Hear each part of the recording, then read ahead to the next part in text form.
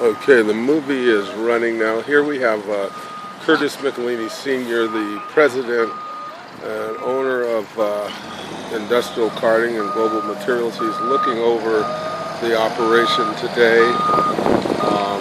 We have Gerardo going by with basura today, and now Kurt's going to take a look at, what are you going to look at today, Kurt?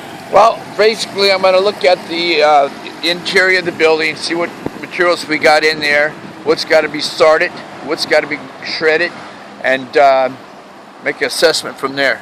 Wonderful. Okay, let's take this walk around and see what we're seeing. As we're walking, you notice up above we have this sign, Think Safety First. Why'd you put that up there, Kurt? That sign has a lot of meaning because it's very important for all our guys to work under a safe condition and be aware that there's a lot of moving parts, machinery, and that if they're not acknowledging this machinery, they can also harm themselves. So that sign has a lot of impact, and we have our safety meetings every morning before they start work. Wonderful, wonderful. Now tell me, what is this machine over here that's sitting behind a pile of green stuff? What is that? That's an excavator. That feeds a conveyor. That machine will grab material, C&D, construction demolition material, feed it into a harper. It'll go up this conveyor right here. The material will go up this conveyor, and then it'll go into a belt. We're about an 8-station picking station where guys will start various materials out. They'll take the metal out, they'll take the plastics out, they'll take the cardboard out, they'll take the wood out. And the materials that we can't recycle will also go through the machine in the back, which is a shredder, which will use that material that's not recyclable for ADC, which is called Alternative Daily Cover. So that's what we're looking at over here in this Alternative pile? Daily Cover, yes. Materials that's wood that's been painted and other various materials that cannot be recycled, does not have a market value. Wow, so for our audience, this pile of what looks like dirt, but you call it ADC, Alternative Daily Cover, that pile started out looking like that stuff? Yes. And it was over here in this area that's all cleaned out now? That's it, yes sir. Awesome, awesome. So when people come up in their vehicles, they stop out here on this apron where you're standing right now? They'll stop here. And so the understanding, if it's a mixed material, we'll put that material in this area here and push it in. Then that machine will feed it on that conveyor into that harper, up that conveyor. And then the guys will start picking through the various recyclable materials. Now, when people come in here also, they'll have a discounted rate if they bring in their materials already separated, such as gypsum, sheetrock, such as asphalt shingle, such as clean wood with no paint on it. They'll get a discount on the disposal of that material. And they'll also, if they come up with metal, we'll purchase scrap iron or high-end metals such as stainless, copper, brass, aluminum, etc. We'll buy that material. Are there cardboard paper? Are there newspaper? Are there clean plastic bottles and stuff? So that they will get a higher end price on that. Wonderful. So this is only one aspect of your two companies here, your business here. Tell us about, this is on like a 5-acre parcel, I understand? Yes, this is on a 5-acre parcel. And so let's walk around a little bit and tell me what you got going on here. I see... This area here, which is called the C&D Construction Demolition Recycle area, was basically built for my business, Industrial Carting, which provides debris boxes for contractors, builders, home remodelers, yard cleanups, etc. And then we would bring that material back here and try to recycle as much, keep less residual, our materials going to the landfill. What happened, what evolved out of all this, the county landfill had a problem that their landfill got shut down because of leachate problems, and a lot of sub-haulers... What is leachate for the lay person? Water, contaminated water. Okay. But, so the public found out this facility was a fully solid waste permitted facility, and they came here to use our facility. And so, which started out just for my trucks and my equipment, I opened it up to the public contractors. So it kind of grown from there, and it's actually the county landfill and the supported this because at the time their landfill was closed. I was contributing by keeping materials from going into the landfill, and they were hauling trash out to outer areas. So this was kind of a So you were actually kind of a champion of this type of facility. How many facilities like this are there? We're the only fully solid waste facility here in Sonoma County. There's another entity in Windsor, but they cannot take the volume that I'm doing here, and its permit is a tier permit. Mine is I can bring in 500 tons a day of material in here a day, and I'm not even at my capacity. Wow, that's really, really commendable. Now, as we walk around here, I see you got stuff stored on the far corner back there. What is? Oh, let's take a little walk here, and I'll give you a little tour here. Yeah. Gosh, it's a great looking day. Is this the day that it was raining? You guys keep it so clean around here? We try to. We just right up the storm. You notice we take in green waste. Now we'll go to a composting facility. Okay. Here's the asphalt shingle. We'll clean this asphalt shingle up before it goes out. Okay, and that's from roofing jobs? Roofing jobs. Okay. Here's scrap metals and aluminums that are high-end that we buy and get out of the building. So you buy this stuff? Yeah, we buy that. Okay. Here's concrete tile that we'll take to the rock quarry, and they'll reprocess this. Okay. Dirt goes to the rock quarries, and they'll reprocess that. So dirt actually can be sold too much, they'll go to the rock. It also goes to the landfill, covering the trash up. So there's multiple uses. Gypsum is used for soil amendment, for composting. We got a home for the gypsum. So this, for the lay person, just about everything that's been used once, there's another use for it, another home somewhere. And if it's not in this country, do you ship things out to? There's an export demand. Oh, I see. Markets do markets do fluctuate, but there is export demand for such as materials such as metals, such as for a while we were exporting tires to Asia. And we do a lot of metals to Asia. We do a lot of high density plastic, scrap plastic to Asia, paper to Asia. So there's a lot of demand. And we always hear in the media talk about diversion rates and all that. Zero waste diversion. Is that ever going to happen? What are we like right now? Currently,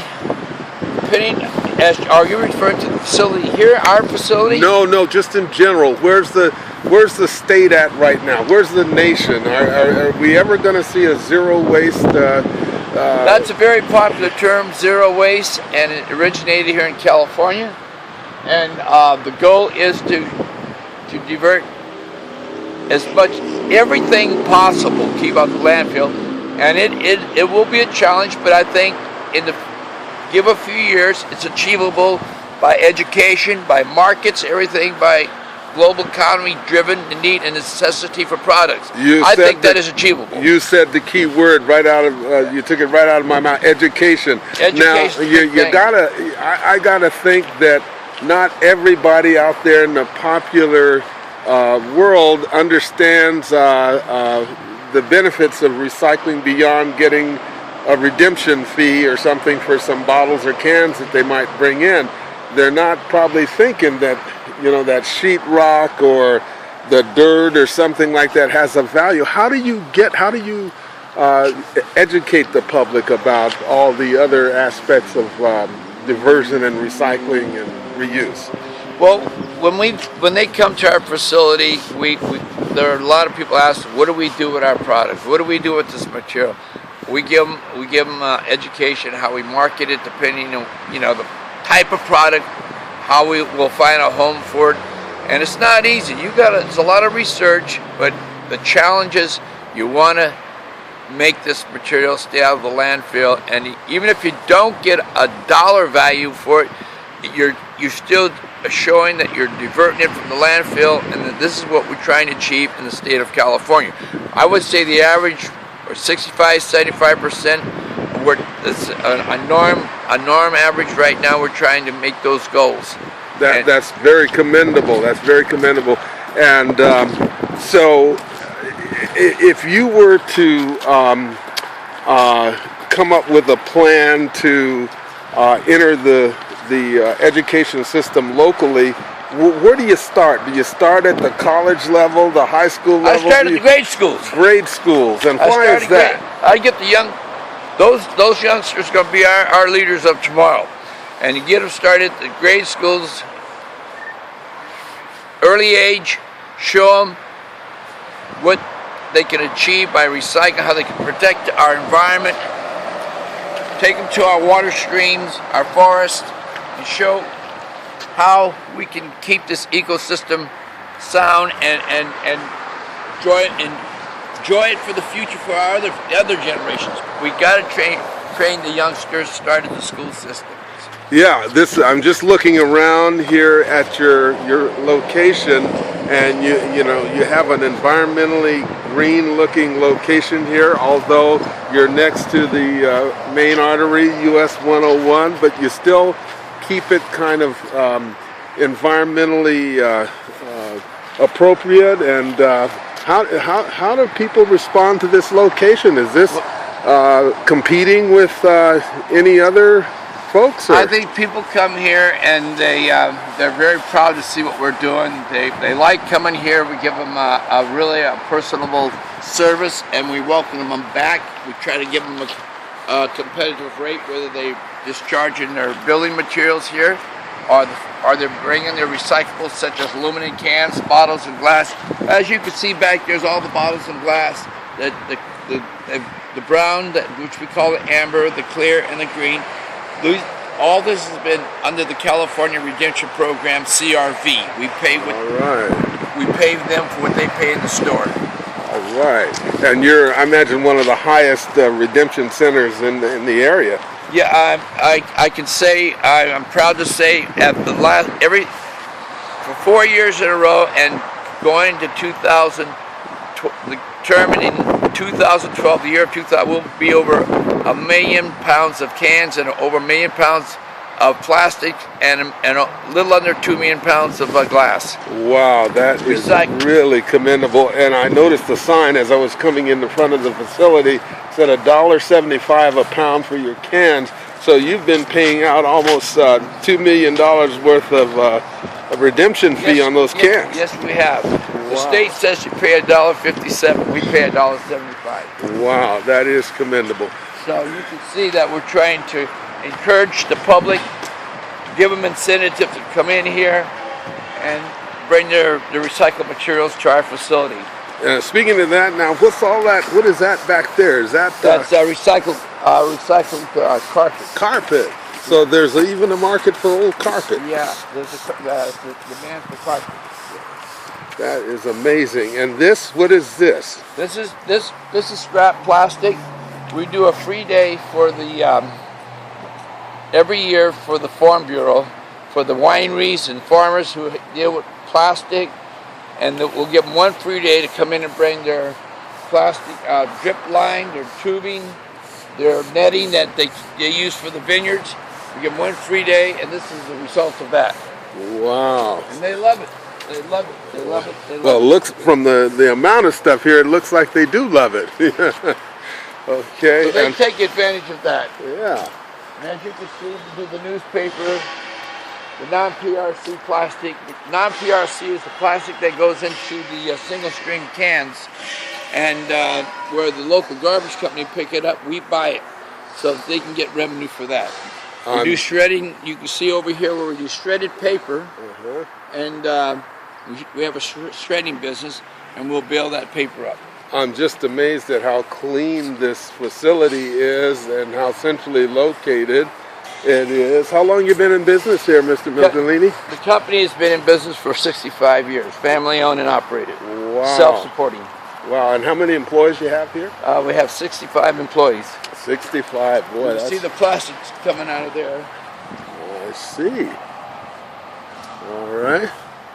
And more stuff over here Here's waiting to your go cardboard- out? Here's your cardboard, CRV plastic, and your aluminum cans that will be shipped to a smelter, Anheuser-Busch. All right. So all this is just waiting for an empty truck to come by and pick it up. Yes, sir. Okay. So we look forward to having the public come in at any time they want to do a tour of our facility. Give us a call. We'll welcome and give them around and show what we do. And it's an honor to show the public, so we're educating them at the same time. Well, we thank you very much for your time today, and we might want to come back again with some recycling. Oh, 10-4, I'm looking forward. Ask for Curtis or Charlie. All right. All right, thank you, sir. You betcha.